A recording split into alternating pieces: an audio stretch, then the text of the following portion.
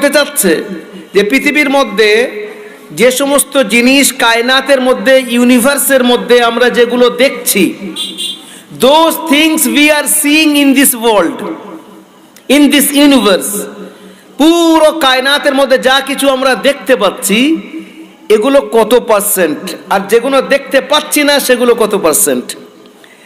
তারা একটা সমীক্ষা বলছে, তার মধ্যে থেকে তারা বলছে যে যেগুলো আমরা দেখতে পাচ্ছি সেটা হলো 7%, 7% আমরা দেখতে পাচ্ছি। তার মতলব হলো 93% যেগুলো আমাদের চোখের সামনে নেই। তারপরে কি বলছে দেখেন, এইবারে যে 7% বা 7% আমরা যেটা দেখতে পাচ্ছি এগুলোকে যদি আমরা গুনতে চাই without going to any explanation, তার কোনো এক্সপ্লেনেশনের মধ্যে, ডিসক্রিপশনের মধ্যে, বিশ্লেষণের মধ্যে কোনো কিছু না, শুধু 1 2 3 4 করে যদি আমরা গুনতে চাই আল্লাহর নিয়ামতগুলোকে, তো তারা বলছে 7 খারব বছর লাগবে। এবারে খারব কারে বলে? ম্যাথমেটিক্সে যারা স্পেশালিস্ট তারাই জানেন। আমরা যতটুকু জানি 100 কোটিতে 1 আরব হয়, 100 আরবে 1 খারব হয়। 7 খারব বছর লাগবে। মতলব হলো এটাই যে you are unable to count those things which you are seeing in this world. যেগুলো আপনারা দেখছেন সেগুলো আপনারা গুণে শেষ করতে পারবেন না। এই জিনিসটাকে কোরআন কিভাবে বলছে দেখেন, ওয়া ইন তাউদ্দু নি'মাতাল্লাহি লা তুহসুহা। আল্লাহ পাকের যে নিয়ামত আল্লাহ দিয়েছেন সেগুলোকে যদি গোনার চেষ্টা করো, আদ্দা ইয়াউদ্দু এর মানে হলো গণনা করা 1 2 3 করে। লা তুহসুহা, you are unable to count those things which you are seeing in this world. তোমরা সেগুলোকে গুণে শেষ করতে পারবে না। জোরে বলেন সুবহানাল্লাহ। আল্লাহর নিয়ামত কিরকম আছে। হযরতে আলী কাররামাল্লাহু ওয়াজহাহু, আলীকে আমরা চিনি না? আলী কাররামাল্লাহু ওয়াজহাহু কেমন ব্যক্তিত্ব। হযরতে মুহাম্মদুর রাসূলুল্লাহ আমাদের আকা সাল্লাল্লাহু আলাইহি সাল্লাম বলছেন, আনা মাদিনাতুল ইলমি ওয়া আলিয়ুন বাবুহা। আমি হলাম এলেমের শহর। আপনাদের মাদ্রাসার নাম মদিনাতুল উলুম। হুজুর হযরতে নিজের ব্যাপারে বলছেন, আনা মাদিনাতুল ইলম, আমি জ্ঞানের শহর। ও আলিয়ুন বাবুহা, আর আলী হলো সেই শহরের দরজা। একবার জোরে বলেন সুবহানাল্লাহ। অর্থাৎ আমাকে যদি জানতে চাও তো আলীর সামনে থেকে, আলীর ভিতর থেকে এসো। আলী যেভাবে তোমাদেরকে বলবে সেটাকে তোমরা অ্যাডপ্ট করো। তো হযরত আলী মুর্তাজা রাদিয়াল্লাহু তাআলা আনহু বলছেন, মান আরাফা নাফসাহু ফাকাদ আরাফা রাব্বা। যে নিজেকে চিনলো সে আল্লাহকে চিনে নিল। কোরআনে কারীম এটাকে কিভাবে বলেছে হযরত আলীর এই কথা? কোরআন থেকে হযরত আলী নিয়েছেন। কোরআন কি বলছে? ওয়াফি আনফুসিকুম আফালা তুবসিরুন। তোমাদের নিজের সত্তাটাকে দেখো না, নিজের মাথা থেকে নিয়ে পা পর্যন্ত প্রত্যেকটা বিষয় যদি তোমরা খেয়াল করো, একটা বিষয় যদি খেয়াল করো তোমরা বুঝতে পারবে যে এর পিছনে কে আছে। আমি একটা দুটো বিষয় আপনাদেরকে দেখাতে চাচ্ছি। আমাদের এই 10টা আঙ্গুল আছে।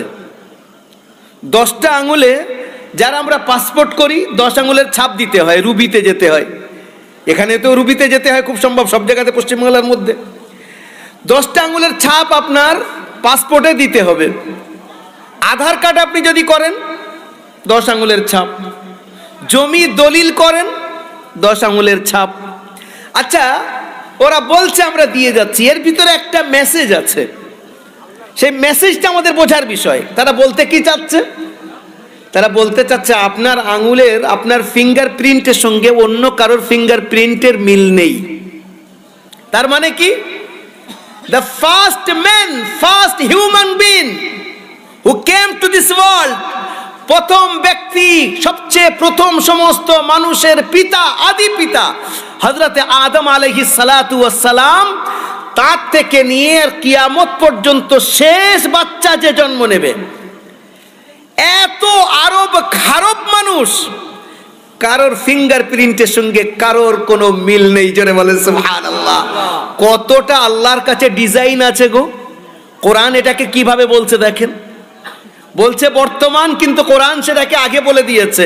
বালা কাদিরিনা আলা আন আঙ্গুলা বানানা। ও আমার বান্দারা, তোমরা মনে করো কি আমি তোমাদের আঙ্গুলের ছাপ সবাইয়ের সমান করে দিতে পারতাম? কিন্তু আমার কাছে কত অপার, কত রকম ডিজাইন আছে দেখো, আদম থেকে নিয়ে কিয়ামত পর্যন্ত কারোর আঙ্গুলের ছাপ কারোর সঙ্গে আমি মিলিয়ে তৈরি করিনি। চিন্তা করতে পেরেছেন? আমাদের যে সমস্ত ভাইরা দর্জিগিরি করি আমরা, অনেক ওস্তাগার আছেন না দর্জির কাজ করেন, বড় ওস্তাগাররা কেউ যাচ্ছেন বোম্বাইতে, কেউ অন্য জায়গায়, বলে কারেন্ট ডিজাইন কি আছে বার করো যাতে গ্রাহক আমার দিকে আসে। ডিজাইন খুঁজে পাই না, লাস্টে কি করে জানেন? একটা হাসির কথা আপনাদেরকে বলি। দক্ষিণ 24 পরগনায় একটা বিখ্যাত জায়গা আপনারা জানেন, বারুইপুর। বারুইপুরের পরে একটা স্টেশন আছে মল্লিকপুর, সেখানে আমি ট্রেনে উঠেছি। মজার বিষয়, সেখানে অধিকাংশ আমাদের কিছু বিহারি ভাই থাকেন, উর্দু ভাষীরা, মুসলমানরা। তো একজনকে দেখছি, আমি তো আমার কাজে ছিলাম, সামনে বসে আছে, হঠাৎ উঠলো মল্লিকপুর থেকে, চোখে তার সানগ্লাস, হাতে খুব এক্সপেন্সিভ রিচ ওয়াচ, মানে আপনার হাতে সুন্দর ঘড়ি, রিস্ট ওয়াচ, আর তার সঙ্গে সঙ্গে সুন্দর মোবাইল, অ্যান্ড্রয়েড মোবাইল। কিন্তু বেটা যে প্যান্টটা পরে আছে, সে প্যান্টটা এখানেও ছেঁড়া, এখানেও ছেঁড়া, এখানেও ছেঁড়া। আচ্ছা, আমি ইমানদারি কথা বলছি, আমি কিন্তু প্যান্ট ছেঁড়া হয় আমি জানতাম না, কারণ প্যান্টের চাষ তো মাদ্রাসার লাইনে হয় না। আর আমাদের সেই ছোটবেলায় থেকে দিয়েছে মাদ্রাসার মধ্যে, বলে ওকে নিয়ে মরতে হবে, ওখানেই মরতে মরতে কবরে যাবি, মাদ্রাসার বাইরে যেন দেখতে না হয়, এরকম বলা হয়েছে আমাদেরকে। এখন আমার একটু কৌতূহল বশত ছেলেটাকে জিজ্ঞেস, সে এসে আমাকে সালাম করেছে, আমি ওয়ালাইকুম সালাম বলে একটু মাথা থেকে পা পর্যন্ত দেখে বলছে, यार एक बात पूछे? बोले बोलिए। माइंड मत करना। बोले नहीं करेंगे, बोलिए ना। बोले यार आपने तो माशाल्लाह शानदार सनग्लास लगा रखा है, बेहतरीन घड़ी है हाथ में, कीमती आपका जो है मोबाइल है हाथ में, लेकिन एक बात मेरी समझ में नहीं आ रही है। क्या? यार फटी हुई पैंट काय को पहन रखी है आपने? সে আমাকে এইভাবে নিচে থেকে উপর দেখছে, ও যেন আমাকে কোনো মানুষ না মনে করে অন্য কোনো গ্রহের কাউকে দেখছে। বলি क्या देख रहे हो? बोलते आप क्या इस दुनिया में रहते हैं? मैंने कहा क्या, कहा तुम्हारे सामने नहीं बैठा हूँ, ट्रेन में बैठा हूँ भैया। कहती है डिजाइन है, आजकल के डिजाइन है, करंट डिजाइन है। मैंने कहा या अल्लाह, এর নাম ডিজাইন, খুঁজে পাচ্ছে না ডিজাইন কোথায়, তো এখানে ছেঁড়া, এখানে ছেঁড়া, এখানে ছেঁড়া করে দিয়েছে, এই হলো ডিজাইন। আর আমাদের যুবকরা সেই ডিজাইনের পিছনে দৌড়চ্ছে। আমি বলি এই ডিজাইন ছিঁড়তে ছিঁড়তে যদি অন্য জায়গায় চলে যায় তাহলে কি অবস্থা হয়ে যাবে? আমি আর কিছু বলছি না, বাকিরা আপনারা বুঝে নেন। এইরকম ডিজাইন চলছে পৃথিবীর মধ্যে। আল্লাহ সুবহানাহু ওয়া তাআলার কাছে কতগুলো ডিজাইন আছে দেখেন, তিনি হলেন আল্লাহ যিনি দেখাচ্ছেন যে আমার কাছে এতগুলো ডিজাইন। মানুষ, তোমরা তোমাদের সীমিত শক্তির মধ্যে গর্বিত বোধ করো, নিজেদেরকে প্রাউড ফিল করো, এসো আমার কাছে, আমি সমস্ত শক্তি তোমাদেরকে দিয়েছি। আচ্ছা, এই আঙ্গুলের উল্টো সাইডে 10টা নখ আছে, শুধু একটু নিজেদের বোঝার জন্য বলছি, আসল উদ্দেশ্যটা পরে আসছি। এই 10টা নখ আছে, আমাদের অনেক বোনেরা, আমাদের অনেক ভাইয়েরা, মাফ করবেন, বড় বড় নখ রাখে। আমাদের আকা, he was the last and greatest messenger who came to this world to lead the humanity towards the right destination. Muhammadur Rasulullah sallallahu alayhi wasallam, lone personality. His life was recorded, each and everything in the Islamic history. তার জীবনের প্রত্যেকটা বিষয় শুরু থেকে শেষ পর্যন্ত আপনি record হিসেবে পাবেন, যার মধ্যে কোনো সন্দেহ নেই। হুজুর নখ কেমন ভাবে কেটেছেন তাও পর্যন্ত হাদিসের মধ্যে উল্লেখ আছে। জোরে বলেন সুবহানাল্লাহ। আমরা পুরো পৃথিবীর মধ্যে আপনি পোলাইটলি চ্যালেঞ্জ করেন, আপনি গিয়ে বলেন তো এক জায়গায় যে আমি নখ কিভাবে কাটবো, তারা হাসবে। নখ দিয়ে আবার কাটার নিয়ম আছে নাকি? নখও কাটার নিয়ম আছে। নখও আমাদের আকা শিখিয়েছেন। তিরমিজি শরীফ খোলেন, তিরমিজি শরীফ বিশ্ববিখ্যাত হাদিসের কিতাব। সেই কিতাবের মধ্যে হযরতে সালমানে ফারসি রাদিয়াল্লাহু তাআলা আনহু, বিখ্যাত সাহাবী। সালমানে ফারসি কে জানেন? হঠাৎ কথা এসে গেছে তো আপনাদের সঙ্গে একটু আলোচনা করি, কারণ হাদিসের মজা আলাদা, আপনাদের শুনতেও ভালো লাগবে। সালমানে ফারসি, যিনি 250 বছর অথবা 350 বছর জীবিত ছিলেন, বড় লম্বা ইতিহাস। তার একটা ছোট্ট ইতিহাস আপনাদেরকে বলছি। উনি 7 জন পাদ্রীর কাছে, আগে ছিলেন ফারসি মানে হলো ইরানকে ফারিস বলা হতো। ইরান যে দেশ, সেই যুগে সেটাকে, তাদের মাতৃভাষা ছিল ফারসি, তাই ফারিস বলা হতো। সালমান ফার্সি প্রথম জীবনে অগ্নি পূজারী ছিলেন, আগুন পূজা করতেন। তারপরে একটা পাদ্রীর সংস্পর্শে এসে উনি খ্রিস্টান হয়ে যান। একের পরে এক পাদ্রীদের কাছে কাছে যেতে থাকেন। লাস্ট পাদ্রীর সঙ্গে সাক্ষাৎ, তাকে বলছে আপনার তো ইন্তেকালের সময় হয়ে যাচ্ছে, আমি এবার কার কাছে যাব? শেষ পাদ্রী বলছেন আমার পরে আর কোনো খ্রিস্ট ধর্মের উপরে সঠিক জমে আছে এমন কোনো আলেম নেই। বলে তাহলে আমি কোথায় যাব? বলছে তুমি এক কাজ করো, একটা জায়গায় চলে যাও যেখানে শেষ নবীর আগমন ঘটবে। বলে তার কিছু নিদর্শন বলে দেন। বলছে প্রথম কথা হলো যে সেখানে কালো পাহাড় থাকবে, দ্বিতীয় হলো সেখানে খেজুর গাছ খুব বেশি হবে যেখানে, সেখানে তিনি হিজরত করবেন। আর তার নিজস্ব বৈশিষ্ট্য তিনটে বলে দিচ্ছি, মনে রাখবে। কি? বলছে প্রথম বৈশিষ্ট্য হলো তিনি হাদিয়া কবুল করবেন না, হাদিয়া কবুল করবেন। দ্বিতীয় বৈশিষ্ট্য হলো তিনি সাদকা কবুল করবেন না। আর তৃতীয় বৈশিষ্ট্য, তার এই কাঁধের পিছনে একটা সুন্দর মোহর লাগানো থাকবে যেটাকে মোহরে নবুয়ত বলা হবে। উপরে লেখা থাকবে মুহাম্মদ, মধ্যখানে লেখা থাকবে রসুল, নিচে লেখা থাকবে আল্লাহ মুহাম্মদ রসুল্লাহ। এই তিনটে নিদর্শন হযরতে সালমান ফার্সিকে তার শিক্ষক, তার গুরু, তার আধ্যাত্মিক গুরু, তার পীর তিনি বলছেন যে এইটা মনে রাখবে, যিনি শেষ নবী হবেন তিনি হাদিয়া কবুল করবেন, সাদকা কবুল করবেন না, আর তার পিছনে মোহরে নবুয়ত থাকবে। সালমান ফার্সি জিজ্ঞাসা করলেন নিশ্চয়ই এটা আরবের মধ্যে? বলছে হ্যাঁ আরবের মধ্যে। একটা দল যাচ্ছিল, ভালো করে শুনবেন, I think plenty of educated people are present here. It's your responsibility to spread that message of peace which brought Prophet Muhammad sallallahu alaihi wasallam to this world to lead the humanity towards the right destination.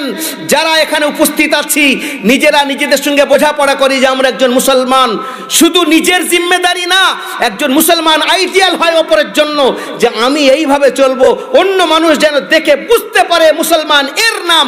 মুসলমানদের জুবান এক হয়, মুসলমানরা যেটা বলে তার উপরে চলে, মুসলমানরা ধোঁকা দিতে জানে না। আমরা যদি আমাদের চরিত্রের দ্বারাই সেই চরিত্রটাকে অনুপমভাবে সামনে রাখতে পারতাম যেটা আমাদের আকা হযরতে মুহাম্মদুর রাসূলুল্লাহ সাল্লাল্লাহু আলাইহি ওয়াসাল্লাম দিয়ে গেছেন, তাহলে আলাদা করে আর অন্যকে বলার প্রয়োজন ছিল না যে ইসলামের নাম। ইসলাম পুরো বিশ্বের মধ্যে প্রচার প্রসার হয়েছে প্রথম যুগ থেকে নিয়ে আজও পর্যন্ত। যারা শিক্ষিত, যারা এডুকেটেড, যারা কালচার, যারা সিভিলাইজড, তারা ইসলামকে পড়ছে আর দেখছে, বলছে হ্যাঁ এর বিকল্প কিছু নেই। কিন্তু মুসলমানদেরকে যখন দেখছে তখন বলছে ইসলাম এক মরুতে আর মুসলমান অন্য মেরুতে কেন? আশ্চর্য হবেন আপনারা। একটা ছোট্ট ঘটনা আপনাদেরকে বলি, তারপর ওই জায়গায় নিয়ে যাচ্ছি। হযরত মাওলানা সাজ্জাদ নোমানী দামাত বারাকাতুহুমের নাম আপনারা শুনেছেন, এক বিশ্ববিখ্যাত বুজুর্গ, নকশবন্দি সিলসিলার একজন আল্লাহর ওলি। এবং তানার বৈশিষ্ট্য যেটা আপনারা জানেন, ইউনাইটেড নেশনের মধ্যে পুরো পৃথিবী থেকে কিছু মানুষকে ইনভাইট করা হয়েছিল যে আমরা পৃথিবী থেকে দারিদ্রতাকে কিভাবে দূর করব। ভালো করে কথাটা শুনবেন। কোথায়? রাষ্ট্রসংঘের মধ্যে, আমেরিকার মধ্যে, যে আমরা আমাদের দেশ থেকে, যে যার দেশ থেকে দারিদ্রতা এটাকে আমরা মানুষের মধ্যে থেকে কিভাবে দূর করে তাদের একটা সামঞ্জস্যই আমরা আনতে পারবো। বিভিন্ন লোক বক্তব্য দিয়েছেন। একদিকে এই মৌলী সাহেব বসেছিলেন, মাথায় পাগড়ি, লম্বা দাড়ি। মৌলী সাহেব আর কি বক্তব্য দেবেন? ইনি উঠেছেন, এনাকে টাইম দেওয়া হয়েছে 5 মিনিট। ইনি 5 মিনিট বক্তব্য দেওয়ার পরে অন্য লোকেরা বলছে, যারা আরো সদস্য ছিল, বলছে আমাদের তরফ থেকে ওনাকে আমরা 2 মিনিট করে দিচ্ছি। ওনার টাইম দেওয়া হলো 40 মিনিট। উনি সেখানে যে মৌলিক কথাটা বললেন সেটা আপনাদের আমাদের সবাইয়ের গর্বের বিষয়, জিনিসটা বোঝেন। উনি বললেন কি, যে আপনারা দারিদ্রতা দূরীকরণের বিভিন্ন পন্থা অবলম্বন করছেন। আমি একটা পন্থা বলবো, যদি আপনারা অ্যাপ্লাই করেন আপনাদেরকে আমি সাধুবাদ জানাবো, কৃতজ্ঞতা জ্ঞাপন করব। কি বলছে, এই ওয়াশিংটন ডিসির মধ্যে, আমেরিকার মধ্যে যত বড় বড় সিটিজ আছে, শহর আছে, আপনি ওয়াশিংটনকে নেন, ওয়াশিংটনের মধ্যে যত আরবপতি খারবপতি আছে তাদেরকে বলেন আপনি 1 টাকায় 2.5 টাকা দেন। 1 টাকায় 2.5 পয়সা, আপনি বলতেন 100 টাকায় 2.5 টাকা দেন। অর্থাৎ $100 মধ্যে $2.5 আপনি এখানে জমা করেন, আপনার যা টাকা আছে তার থেকে 2.5%। বলছে যদি জমা করা হয় শুধু এই শহরের, এই সিটির, আর ওই টাকাটা নিয়ে আফ্রিকার একটা দরিদ্রতম রাষ্ট্র, তার নাম হলো ঘানা, সেই রাষ্ট্রকে যদি দেওয়া হয় আর তাদের দারিদ্রতা দূরীকরণের চেষ্টা যদি করা হয়, আমি আপনাদেরকে গ্যারান্টি দিয়ে বলতে পারি 5 বছরের মধ্যে ঘানার ডিজিপি ডবল হয়ে যাবে, কমপক্ষে 2% ডিজিপি বাড়বেই বাড়বে। ইনি তো ওনার বক্তব্য বললেন, বলে যখন নেমে এসেছেন, সেই সময় রাষ্ট্রসংঘের যিনি মহাসচিব ছিলেন তার নাম হলো কোফি আন্নান। আপনাদের অনেকে যারা পত্রপত্রিকা পড়েন আপনাদের মনে আছে, কালো করে একজন ব্যক্তি, কোফি আন্নান, খুব জ্ঞানী ব্যক্তি ছিলেন। উনি এনার বক্তব্যের পরে যখন প্রোগ্রাম শেষ হয়ে গেছে, এনাকে বলছে আপনি একটু আমার চেয়ারে আসেন, আমার টেবিলে আসেন, একসঙ্গে খানা খাবো, because my wife so much keen to meet you, আমার স্ত্রী আপনার সঙ্গে কিছু কথা বলতে যাচ্ছে। উনি বলছেন বেশ ভালো, চলেন। একই টেবিলে বসেছেন। এইবারে কোফি আন্নান বলছেন, do you know from where am I, আমার বাড়ি কোথায় আপনি জানেন? বলছে তা কি করে জানবো, আপনি রাষ্ট্রসংঘের মতো এইরকম একটা এত বড় বিশ্বের সর্ববৃহৎ প্রতিষ্ঠান, তার আপনি সভাপতি। তা বলছে আমার বাড়ি ঘানাতে। আপনি যে ঘানার নাম নিয়েছেন ওই ঘানায় আমার বাড়ি। তবে আপনাকে আমি একটা জিনিস বলতে চাচ্ছি, আপনি যে থিওরিটা দিলেন আমি এখান থেকে জোগাড় করব, এই পয়সাটা কিভাবে ব্যবহার করব আপনাকে গিয়ে ঘানায় করাতে হবে, আমরা এটাকে অ্যাপ্লাই করতে চাই। মৌলানা সাজ্জাদ নোমানী সাহেব বলছেন আমার যাওয়ার দরকার নেই, ওই এলাকায় যে ইসলামিক স্কলার্সরা আছেন, মৌলানা সাহেবরা আছেন, তাদেরকে বলেন, ওরা পদ্ধতি বলে দেবে। আপনার সঙ্গে আপনি এটাকে অ্যাপ্লাই করেন, 5 বছর পরে সাক্ষাৎ হবে। ও মুসলমান, গর্বের সঙ্গে নিজের বুকের উপরে হাত রেখে বলতে পারেন, কোফি আন্নানের স্ত্রী আর হযরতকে মৌলানা সাজ্জাদ নোমানী সাহেবকে তার স্ত্রীর তরফ থেকে স্পেশাল ইনভাইটেশন দেওয়া হয়েছে 5 বছর পরে, আপনি আসেন। যে থিওরিটা আপনি দিয়েছিলেন যে প্রত্যেকটা বড় লোক যাদেরকে বলা হয় তারা 100 টাকার মধ্যে 2.5 টাকা করে বার করুক, আর একটা দেশের ডিজিপি বাড়ানোর জন্য তারা চেষ্টা করুক।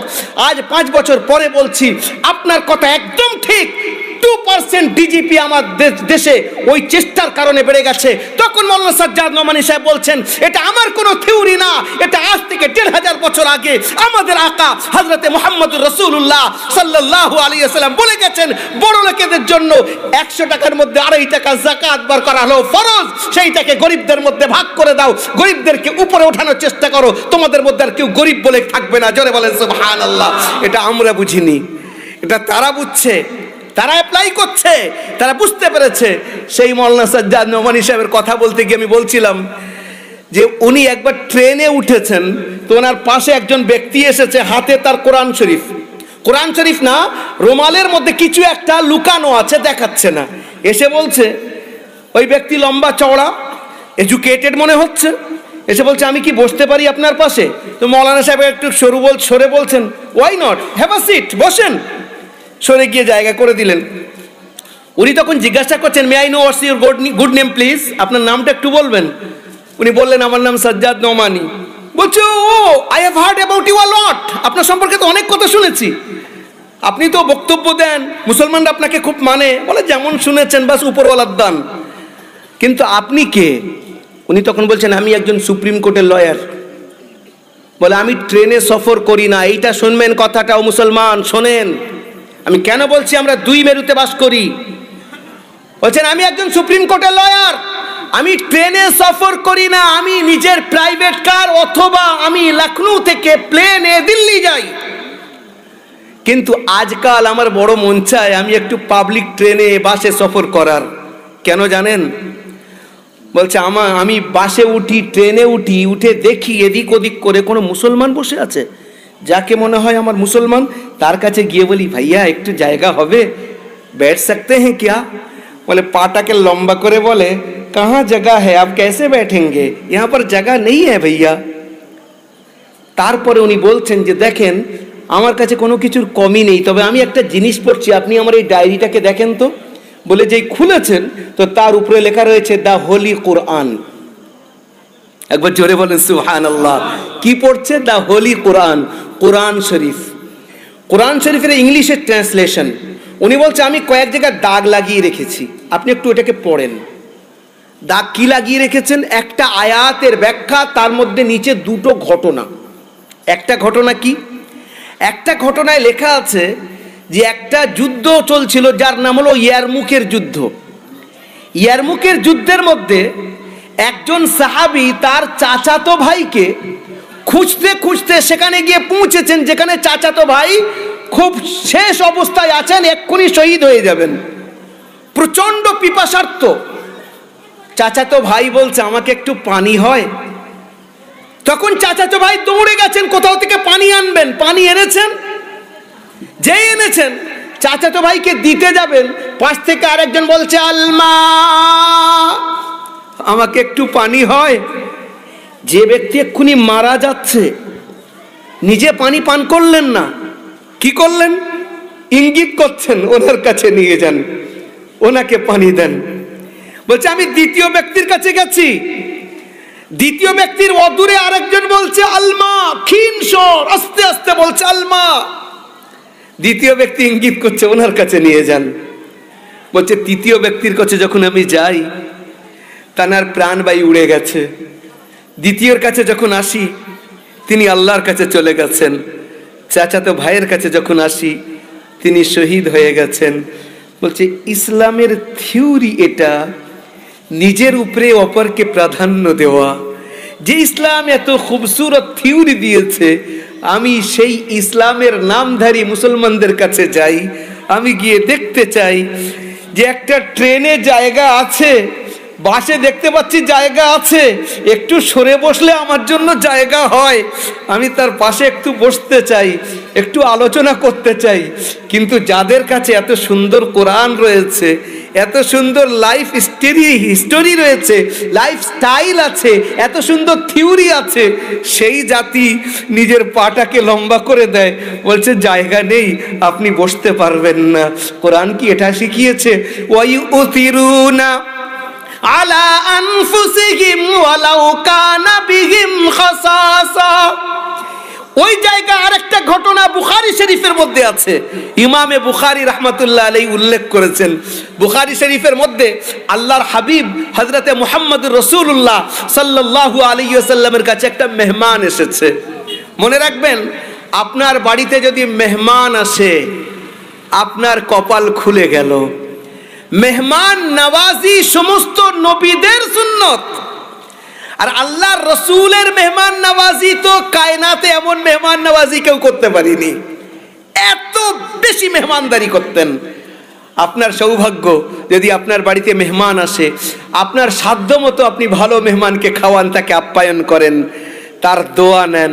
হযরতে মুহাম্মদুর রাসূলুল্লাহ সাল্লাল্লাহু আলাইহি ওয়াসাল্লামের নিজের নাতি, দুটো নাতি, হযরতে হাসান হুসাইন, আর এনাদের চাচাতো ভাই হযরতে আব্দুল্লাহ, তিনজন। আব্দুল্লাহর আব্বার নাম হলো জাফর। হযরতে আলী রাদিয়াল্লাহু আনহুরা চার ভাই, আকিল, তালিব, জাফর, আলী। এই চারজনের মধ্যে জাফরের ছেলে হলো আব্দুল্লাহ, আর হযরতে আলীর দুটো ছেলে হাসান আর হুসাইন। তিনজন বার হয়েছেন। কোথায় যাবেন? মেহমানদারি দেখেন, আমি যে জায়গা নিয়ে যেতে চাচ্ছি পরিষ্কার বুঝতে পারবেন। এনারা তিনজন বার হয়েছেন, বেড়াতে বেড়াতে দূর মদিনার বাইরে চলে গেছেন। হঠাৎ একটা বুড়িমার বাড়ির সামনে গিয়ে উপস্থিত। বুড়িমা দেখে চিনতে পারছে, এ তো হুজুরের নাতিরা। ও বাছা, কোথায় যাচ্ছ বাবা? এসো আমার কাছে, এসো আমার বাড়িতে এসো। হযরতে হাসান বলছেন চলো বুড়িমার বাড়িতে যাই। ডাকছেন যখন, বুড়িমার কাছে কিছু নেই, একটা ছাগল। বুড়িমা বলছে বাবা, তোমাদের মধ্যে এই ছাগলটাকে একটু জবাই করে দাও। ছাগলটা জবাই হয়ে গেছে, জবাই করা হলো, গোশত রান্না হলো, একটু রুটি তৈরি হলো, তিনজনকে বসিয়ে ভালো করে খাইয়েছে। হযরত হাসান বলছেন বুড়িমা, আপনার কাছে আর কোনো ছাগল আছে? বলছে না বাচ্চা, আর তো ছাগল নেই। তাহলে আপনার এই দুধওয়ালা ছাগল আপনি জবাই করে দিলেন? বলছে আল্লাহ আছে বাবা, তোমাদের মতো মেহমান কি আমি আর জীবনে পাবো? আমি পেয়েছি, আমি ধন্য। হযরত হাসান বললেন আপনি মদিনায় আসলে আমার সঙ্গে দেখা করবেন, বলে চলে গেলেন। খানিক পরে বুড়ির বুড়ো বাড়ি এসছে, এসে বলছে হ্যাঁ গো, খাওয়ার কিছু আছে? বলছে রুটি আর গোশত। বলো কি, কোথায় পেলে? আমাদের জন্য কল্পনা কোনো ব্যাপার না যে রুটি গোশত সাধারণ। তখনকার যুগে রুটি গোশতর মানে বিশাল ব্যাপার। সাধারণত দুধের উপরে তাদের জীবিকা নির্বাহ হতো। কখনো কখনো রুটি পেতেন, কখনো পেতেন না। কোথায় পেলে? বলে রুটি একটু ওই যে জব ছিল, আটা ছিল না, তার থেকে রুটি করেছিলাম, আর ছাগলটা জবাই করে দিয়েছি। যেই বলেছে বুড়ো রাগ, হ্যাঁ একটাই ছাগল তুমি জবাই করলে? বলছে রাগটা পরে করবে, আগতে শোনো কি হয়েছে। কি হয়েছে? বলছে কে এসেছিল জানো আমাদের বাড়িতে? হুজুরের নাতিরা এসেছিল। তখন বুড়ো চুপচাপ বলে বেশ করেছো, বেশ করেছো, আমাদের সৌভাগ্য, তুমি বেশ করেছো, আমি তো জানি না, আগে বলবে তো।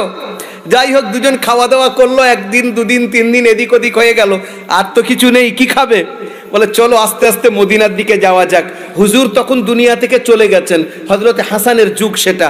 মদিনার দিকে গেছেন, হযরতে হাসান নিজের বাড়ির সামনে বসে আছেন, লক্ষ্য করছেন সেই বুড়িমা। বুড়িমাই শোনেন কোথায় যাচ্ছেন? বলে বাছা এই দিকে আসলাম, এখানে বসেন। নিজের গোলামকে বললেন মেহমানদারি দেখেন, দেওয়া দেখেন, দান দেখেন, আতিয়া দেখেন, হাদিয়া দেখেন। কি বলছেন? নিজের গোলামকে বললেন যাও 2000 ছাগল আর 2 লক্ষর উপর টাকা দিরহাম এই বুড়িমাকে দাও। একটা ছাগলের পরিবর্তে কত? 2000 ছাগল, 2 লক্ষ টাকা দিয়ে ক্ষান্ত না, বলছে আমার ছোট ভাই হুসাইনের কাছে নিয়ে যাও। হযরতে হুসাইন বলছেন ভাইজান কি দিয়েছেন? বলছে 2000 ছাগল আর 2 লক্ষ টাকা। বলে আমিও তাই দিচ্ছি। ওটা হলো, এর দুজন হয়ে গেল। বলছে আব্দুল্লাহর কাছে যাও। আব্দুল্লাহর কাছে নিয়ে গেছে, বলে ভাইজানরা কি দিয়েছেন? তো বলছে 4 লক্ষ টাকা, 4000 ছাগল। বলছে আপনি ভুল করলেন, আমার কাছে যদি আগে আসতেন তো আপনাকে এত দিতে আমার চিন্তা করতে হতো না, ভাইজানদের থেকে বেশি তো আমি দিতে পারি না, ভাইজানরা দুজনে মিলে যা দিয়েছেন আমি ততটাই দিচ্ছি। এ ছিল খানদানে নবুয়তের দানের অবস্থা। তো হুজুরের দানের পরিস্থিতি কি ছিল? একই জায়গায় বসে বসে হুজুর এক একজনকে 100 উট হাদিয়া করতেন। জোরে বলেন সুবহানাল্লাহ। 100 উটের মতলব বুঝেন কি দাম হবে বর্তমানে? এই দান দেখে বড় একজন কাফির, সে মুসলমান হয়ে গেছে, আর বলছে এটা কোনো নবী ছাড়া অন্য কেউ দিতে পারে না। একজনকে শুধু না, পরস্পর দিয়ে যাচ্ছেন। বলছে একে 100 উট দাও, ওকে 100 উট দাও, ওকে 200 উট দাও। উট 200 হাদিয়া করছেন। হযরতে মুহাম্মদুর রাসূলুল্লাহ সাল্লাল্লাহু আলাইহি ওয়াসাল্লামের কাছে একটা মেহমান এসেছে। কেমন নবী আমাদের দেখেন। ও মুসলমান, আমাদের কাছে নেয়ামতের কমি নেই, আমাদের আকার কাছে কি ছিল দেখেন। বাড়িতে খবর পাঠাচ্ছেন একটা মেহমান এসেছে গো, বাড়িতে কিছু খাওয়ার আছে? হুজুরের বাড়ির ভিতরে তখন কটা ফ্যামিলি ছিল? আমাদের আম্মাজিরা 11 জন। হযরতে খাদিজা, হযরতে সৌদা, হাফসা, আয়েশা, জুয়াইরিয়া, মাইমুনা, সফিয়া, উম্মে হাবিবা, উম্মে সালমা, যায়েনব বিনতে জাহশ, যায়েনব বিনতে খুজাইমা রাদিয়াল্লাহু আনহুন্না আজমাইন। এই 11 জনের মধ্যে সবচেয়ে বড় আম্মাজি হযরতে খাদিজা হুজুরের জীবদ্দশায় ইন্তেকাল করেন। আরেকজন হুজুরের জীবদ্দশায় ইন্তেকাল করেন, তার নাম হলো যায়েনব বিনতে খুজাইমা। তো দুজন হুজুর দুনিয়াতে আছেন, তাদের মানে সেই জীবনের মধ্যে দুজন চলে যান, তাহলে 9 জন থাকেন। এই 9 জনের বাড়িতে খবর পাঠালেন যে বাড়িতে কিছু খাওয়ার আছে। আমরা একটু নিজেদের বুকে হাত রেখে বলি, আমাদের বাড়িতে কিছু না কিছু থাকে, একটু বিস্কুট থাকে, 2টো মুড়ি থাকে, কিছু না কিছু খাবার থাকে, না চাল থাকে 2টো ফুটিয়ে দেবে। আল্লাহর হাবিব হযরতে মুহাম্মদুর রাসূলুল্লাহ সাল্লাল্লাহু আলাইহি ওয়াসাল্লাম খবর পাঠালেন, যা যাইফ, একটা মেহমান এসেছে আমার বাড়িতে, খোঁজ নাও কিছু খাওয়ার আছে কিনা। 9টা বাড়ির ভিতর থেকে খবর আসছে, ইয়া রাসূলুল্লাহ, ইয়া হাবিবাল্লাহ, হুজুর পানি ছাড়া বাড়িতে আর কিছু নেই। পানি, শুধু পানি, খেজুরও পর্যন্ত তখন নেই। হুজুর তখন বলছেন, মাই ইয়াযহাব বিযাইফি হাযা, আমার এই মেহমানকে কে নিয়ে যাবে গো? এই ঘটনাটা বুখারী শরীফের মধ্যে আছে। এরপর থেকে যেটা বলছি, ওই লয়ার, ওই হিন্দু অমুসলিম লয়ার ভাই যিনি কোরআনকে স্টাডি করছিলেন, মাওলানা সাজ্জাদ সাহেবের সামনে তুলে দেখাচ্ছেন যে কওমের কাছে এই থিওরি আছে, যে কওমের কাছে কোরআন আছে, যে কোরআন সেই কওমকে রাস্তা দেখিয়েছে, সেই কওম একদিকে আর কোরআন অন্যদিকে কেন? এটা আমাকে বুঝিয়ে দেন। যদি মুসলমানরা সত্যিকারের কোরআনের উপরে চলনেওয়ালা হতো, আলাদা করে অন্য কারোর কাছে ইসলাম প্রচার করার প্রয়োজন পড়তো না, তারা এমনিতে ইসলামের দিকে দৌড়তো, যেমন নাকি হযরতে মুহাম্মদুর রাসূলুল্লাহ সাল্লাল্লাহু আলাইহি ওয়াসাল্লামের যুগে হয়েছিল। কি ঘটনা? বুখারী শরীফের মধ্যে ইমামে বুখারী বলছেন, হুজুরের একজন সাহাবী উঠেছেন, ইয়া রাসূলুল্লাহ, আনা আযহাবু বিযাইফিকা ইলা বাইতি, আমি আপনার মেহমানকে আমার বাড়িতে নিয়ে যাব। বলছে নিয়ে যাও বাবু। এই মেহমানকে নিয়ে যাচ্ছেন যে সাহাবী, তার নাম হলো আবু তালহা আনসারী। বাড়িতে গেছেন, হুজুর দুটো মহিলার কাছে যেতেন, যাদের বাড়িতে যেতেন একদম নিজের বাড়ির মতো। একজনের নাম হলো উম্মে সুলাইম, আরেকজনের নাম হলো উম্মে হারাম বিনতে মিলহান। এনাদের বাড়ি একদম নিজের বাড়ির মতো, একদম হুজুর সেখানে গিয়ে আরাম করতেন, সেখানে ঘুমাতেন, সেখানে খেতেন। কারণ সম্পর্কে হযরত উম্মে সুলাইম খালা হতেন। এই দিক থেকে খেয়াল করে হুজুর ওনাদের বাড়ি যেতেন, খুব ভালোবাসতেন হুজুর। হুজুর ঘুমাচ্ছেন, হযরত উম্মে সুলাইম এসে হুজুরের পবিত্র শরীর মুবারক থেকে ঘাম এরকম করে নিচ্ছেন। হুজুরের ঘুম ভেঙে গেছে। উম্মে সুলাইম, কি করছো? ইয়া রাসূলুল্লাহ, আপনার ঘাম মুবারক আমি একটু শিশিতে ভরবো। কি করবে? বলে ইয়া রাসূলুল্লাহ, আমার আতরের মধ্যে আপনার ঘামটা দিলে আমার আতরের সুগন্ধি বেড়ে যাবে, কারণ আপনার আতরের থেকে সুগন্ধ জিনিস পুরো কায়নাতের অন্য কিছু নেই। আপনার ঘামের থেকে সুন্দর জিনিস কায়নাতে অন্য কিছু নেই। জোরে বলেন সুবহানাল্লাহ। এই উম্মে সুলাইম হলেন ও হযরত আবু তালহা আনসারীর স্ত্রী। উম্মে সুলাইমের কাছে ওনার স্বামী গিয়ে বলছেন, জি তু বিজাইফির রসুল, আল্লাহ রসুলের মেহমান নিয়ে এসছি। উম্মে সুলাইম বলছেন বেশ করেছেন, মেহমান নিয়ে এসছেন, আলহামদুলিল্লাহ খুব ভালো, কিন্তু বাড়িতে কিছু আছে কি, আপনার খবর আছে? বলে কেন গো, কিছু নেই? কিছু নেই? বলছে এতটুকু কিছু আছে, শুধু ছোট ছোট বাচ্চাদের জন্য, আমাদের আজকে রাত্রে খাওয়া হবে না। ও মুসলমান শোনেন, হযরতে আবু তালহা আনসারী রাদিয়াল্লাহু তাআলা আনহু বলছেন, এক কাজ করো না, বিমিহিম, ওই বাচ্চাদেরকে ঘুম পাড়িয়ে দাও, দস্তরখান তারপরে লাগিয়ে দাও, দস্তরখানের উপরে খানা লাগিয়ে দাও, আমি মেহমানের সঙ্গে বসে যাব। ওদিক থেকে তুমি ল্যাম্পকে ঠিক করার নামে একটা ফুঁক দিয়ে দিবে, ল্যাম্প যেন নিভে যায়। হযরতে আবু তালহা আনসারী ওনার কথা অনুযায়ী ওনার স্ত্রী সেই কাজ করলেন। বাচ্চাদেরকে, কচি কচি বাচ্চা, খিদে তাদের লেগে গেছে, কাঁদছে, আস্তে আস্তে তাদেরকে লরি পড়িয়ে ঘুম পাড়িয়ে দিলেন। দস্তরখান লাগানো হলো, হযরত আবু তালহা বসলেন, মেহমানকে বসালেন, খানা লাগলো। ওদিক থেকে ওনার স্ত্রী ল্যাম্পটাকে নিয়ে আস্তে করে ফুঁক দিয়ে নিভিয়ে দিলেন, অন্ধকার। এইবারে হযরত আবু তালহা বলছেন সাম্মিল্লাহ, আর চপ চপ চপ চপ করে আওয়াজ করছেন। তার মতলবটা কি? আমি খাচ্ছি, আপনি খান। উনি বলছেন না যে আমি খাচ্ছি, তাহলে তো মিথ্যা হয়ে যাবে। আওয়াজটা এমন ভাবে করছেন যেন আমি খাচ্ছি। হ্যাঁ, আপনি খান, মাশাআল্লাহ, বিসমিল্লাহ করেন। মেহমান মনে করছে আমার মেজবান, এখন তো লাইট জ্বালানো যাবে না, তখন তার ইলেকট্রিসিটি ছিল না, টুপ করে আপনি সুইচ মারবেন আর জ্বলে যাবে, তখন একটা ল্যাম্প জ্বালাতে গেলে বড় ঝামেলা। মেহমান মনে করছে মেজবান খাচ্ছে তো আমিও খাই। উনিও খাওয়া শুরু করলেন। মেহমানের পেট ভরে গেল, মেজবান, তার স্ত্রী, কচি কচি বাচ্চারা অভুক্ত অবস্থায় পুরো রাত কাটিয়ে দিলেন। সকালবেলা আবু তালহা আনসারী হুজুরের দরবারে গেলেন।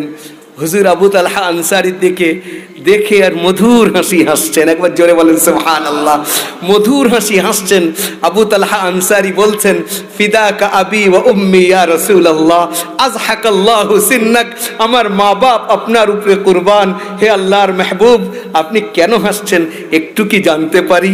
হুজুর বলছেন, অন্ধকার করে দিয়েছিলে, আল্লাহর জন্য কি কোনো অন্ধকার থাকে? তুমি রাত্রে ল্যাম্প নিভিয়ে দিলে, আল্লাহ কি অন্ধকারে দেখতে পান না? তুমি অন্ধকার করে দিয়েছো, ল্যাম্প নিভিয়ে দিয়েছো, আমার মেহমানকে খানা খাইয়েছো। ওদিক থেকে জিবরাইল আমিন চলে এসেছেন, আমার কাছে আয়াত অবতীর্ণ করেছেন, আল্লাহর তরফ থেকে আয়াত নিয়ে এসেছেন। কি বলছেন? ওয়ায়ুসিরুনা আলা আনফুসিহিম ওয়ালাউ কানা বিহিম খাসাসা, তাদের নিজেদেরকে অভুক্ত রেখে, কচি কচি বাচ্চাদেরকে না খাইয়ে, স্বামী স্ত্রী না খেয়ে আল্লাহর রাসূলের মেহমানকে তারা তারজিহ দিয়েছে, তারা তাদেরকে প্রেফার করেছে। এই রকমদের জন্য আল্লাহ সুবহানাহু ওয়া তাআলা জান্নাতের উচ্চ আসনে তাদের ব্যবস্থা করে রেখেছেন। জোরে বলেন সুবহানাল্লাহ। এই ঘটনাটা ওই অমুসলিম যার কথা বলছিলাম, তিনি বলছিলেন, দেখেন কোরআনের মধ্যে এই ঘটনা তাফসীরে লেখা আছে। মুসলমানদের জীবন আর কোরআনের সঙ্গে যখন মিলিয়ে দেখি তখন আমার কষ্ট হয়। আমার বড্ড মন সাক্ষী দেয়, উইটনেস দেয় যে কায়নাতের মধ্যে, পৃথিবীর মধ্যে যদি কোনো ধর্ম থাকতে হয় যেখানে গিয়ে মানুষ শান্তি পায়, যেখানে গিয়ে মানুষ নিজের যেটা হারিয়ে গেছে সেটাকে খুঁজে পায়, তার নাম হলো ইসলাম।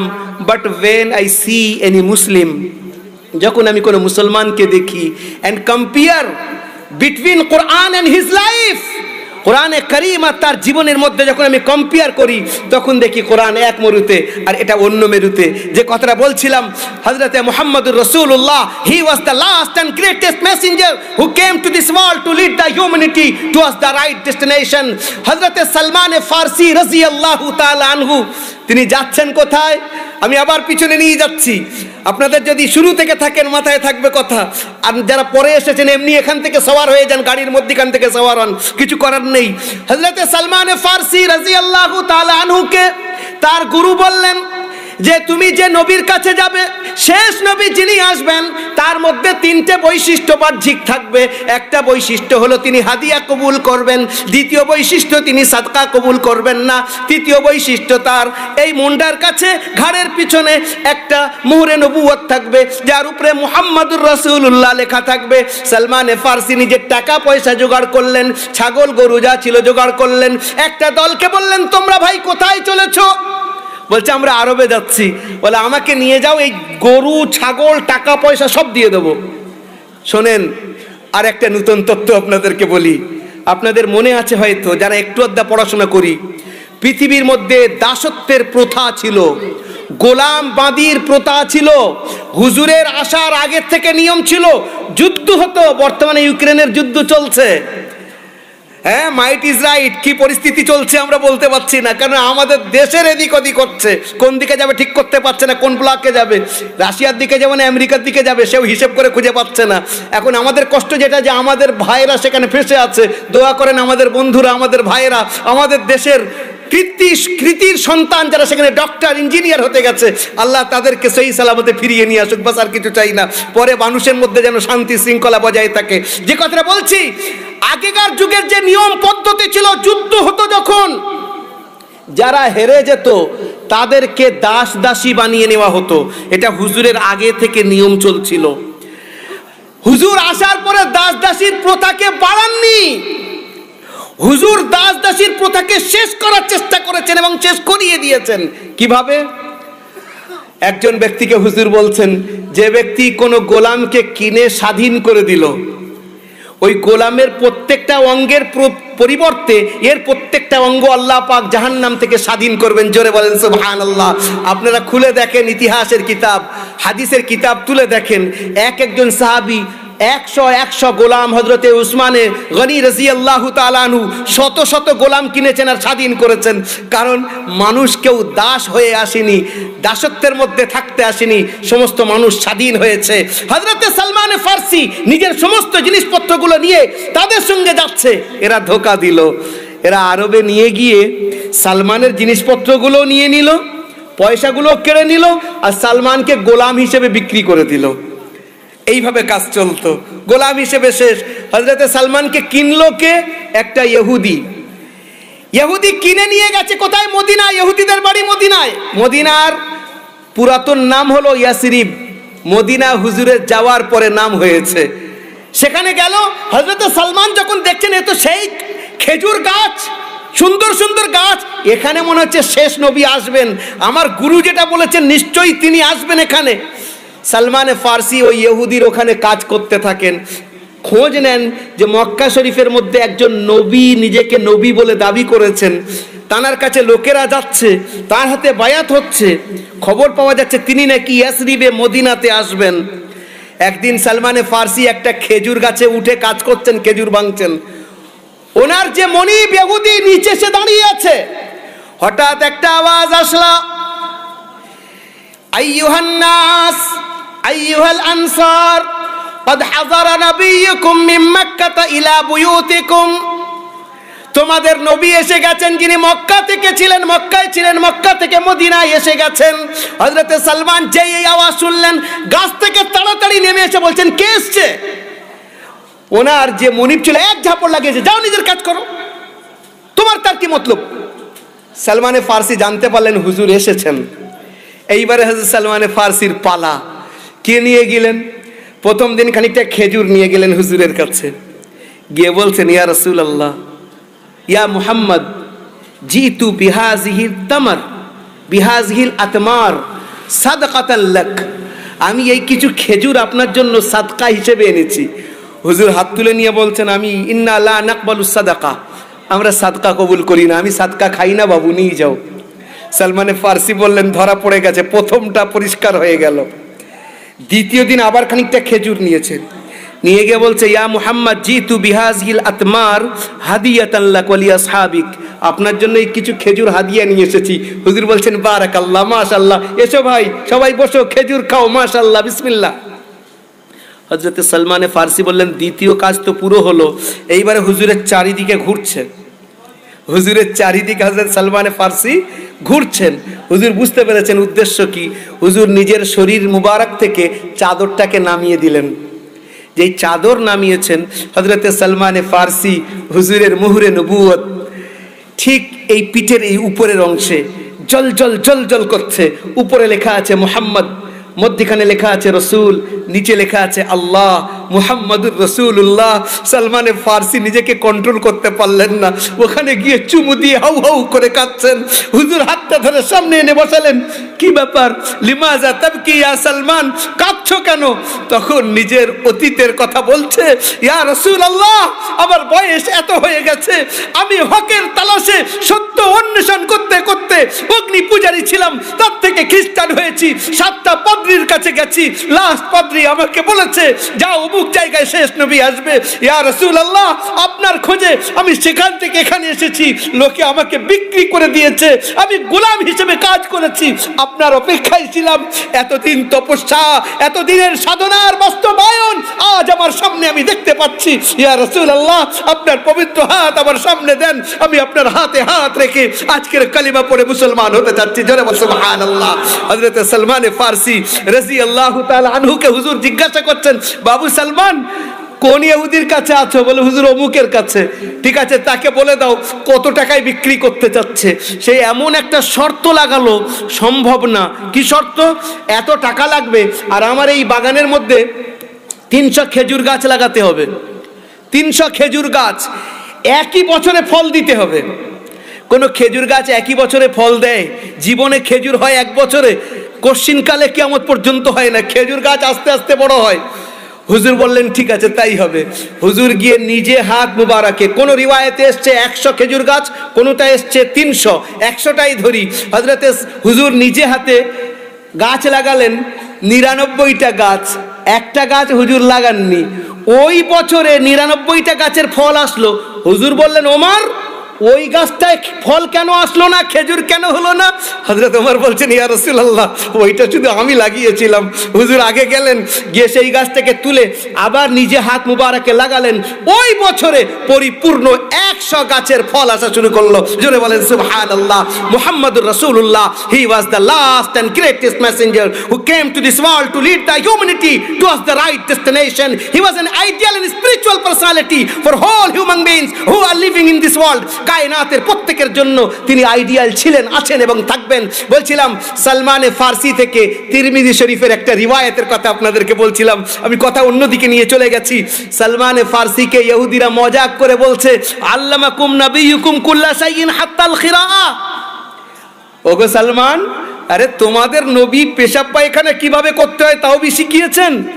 সালমান রাগেননি, উত্তরে বলছেন হ্যাঁ আমাদের কপাল, আমাদের সৌভাগ্য, আমাদের কিসমত, আমরা তার উপরে যত শুকরিয়া আদায় করব শেষ করতে পারবো না। আমরা এমন একটা নবীকে পেয়েছি, তিনি চুল থেকে নিয়ে নখ পর্যন্ত, ঘুম থেকে নিয়ে ইস্তেঞ্জা পর্যন্ত, খাওয়া থেকে কবরে শোয়া পর্যন্ত আমাদের যা যা প্রয়োজন তিনি প্রত্যেকটা বিষয়ে আমাদেরকে সুন্দরভাবে গাইড করে গেছেন। জোরে বলেন সুবহানাল্লাহ। বলছিলাম নখের বিষয়টা, আমি সেই বলেছিলাম না আল্লাহর উপরে ছেড়ে দিয়ে বলি আল্লাহ যা ইচ্ছা বলিয়ে নাও তোমার উপরে। এই যে নখ কাটা, নখ কাটা মুহাম্মদুর রাসূলুল্লাহ শিখিয়ে গেছেন আমাদের অনেক ভাই। নখ বড় রাখে, বিশেষ করে আমাদের বোনেরা, আল্লাহ মাফ করুন। আচ্ছা এই নখ যেটা বেড়ে যায়, এটা যদি ভিতরের দিকে চলে আসে এত বিষাক্ত হয়, এতে আমাদের মৃত্যু হয়ে যেতে পারে। এটা সামনের দিকে বাড়ছে, আপনি কেটে দেন। আচ্ছা কেউ বড় রাখছে নিজের জায়গায়, ওটা তো উচিত না। আমাদের বোনেরা কি করেন, তার উপরে নেল পালিশ লাগান। অনেক আমাদের বোনেরা মায়েরা করেন নেল পালিশ। একটা ঘটনা আপনাদেরকে বলি, আমার কাছে একটা কিতাব আছে, কিতাবটার নাম হলো হ্যাঁ मैं पर्दा करूंगी, হ্যাঁ আমি পর্দা করব। কিতাবটার লেখকের নাম হলো আখতার বিন মাইমান। এই কিতাবটা তার মধ্যে একটা আশ্চর্য ঘটনা লিখেছে। এই ঘটনা আপনি কোনো নিউজ পেপারে পাবেন না, সম্ভব না, ওরা জীবনে কোশ্চিনকালে দেবে না, কখনো দেবে না। কারণ অনেক জিনিস স্পষ্ট। আপনাদের একটা কথাই বলি, কর্ণাটকে এখন আমাদের বন্ধুদের মধ্যেখানে পেপারওয়ালাদের খুব বড় মজা নিয়ে একটা কথা কি লিখছিল, আমাদের এক বোন যার নাম হলো মুস্কান খান, মুস্কান মানে হাসি আমরা জানি, তিনি কলেজে যাচ্ছিল, রাস্তায় তাকে কিছু গিদাররা ঘিরে নিয়েছে, গিদার শিয়ালরা।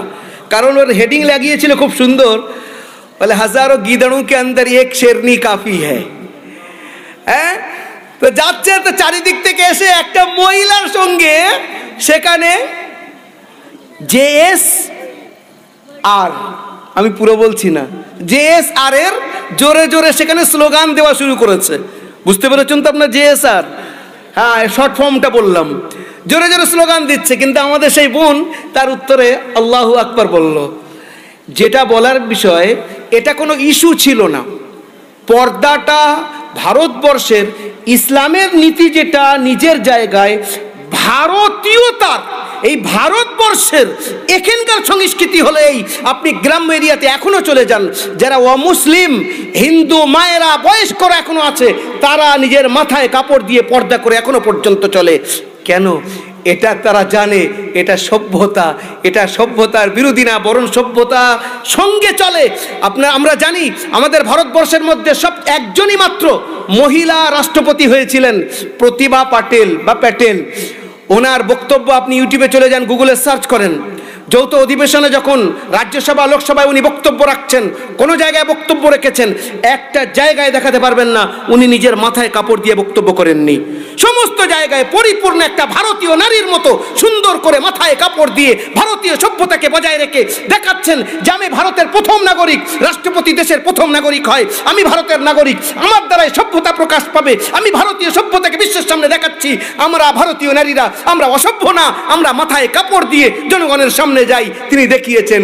কিন্তু তার সঙ্গে দেখেন করোনা হয়েছে, করোনার সময় করোনার যে কি তামাশা, আমি এ নিয়ে ডিসক্লোজ করতে চাচ্ছি না এখানে, নচেত আবার উল্টোপাল্টা কথা আবার কমেন্টসে আসবে। বাস এতটুকু বলছি, এ কোভিড-19 হয়েছে, ডক্টর বাবুরা কি করে দেখেছেন? এক তো যা করছেন, তার উপরে বলছেন মাস্ক হ্যাঁ জরুরি। বিগ বির আওয়াজ শুনেছেন তো, 2 গজ দূরি, মাস্ক হ্যাঁ জরুরি। আচ্ছা, ডক্টর বাবুরা তো এইখান থেকে শুরু করে পুরো এই পর্যন্ত, আবার উপরে একটা টুপি, কায়দা করে টুপি দিয়ে দিচ্ছেন।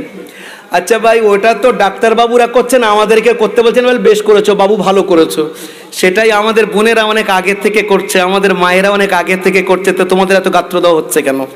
তারা তো আগের থেকে করোনার থেকে নিজেদের প্রোটেকশন করার জন্য এই পদ্ধতি তারা নিয়েছে, তবুও তোমরা তার বিরোধিতা করছো। এটা কোনো ইস্যু ছিল না, ইস্যু নন ইস্যুকে ইস্যু বানানো হয়েছে।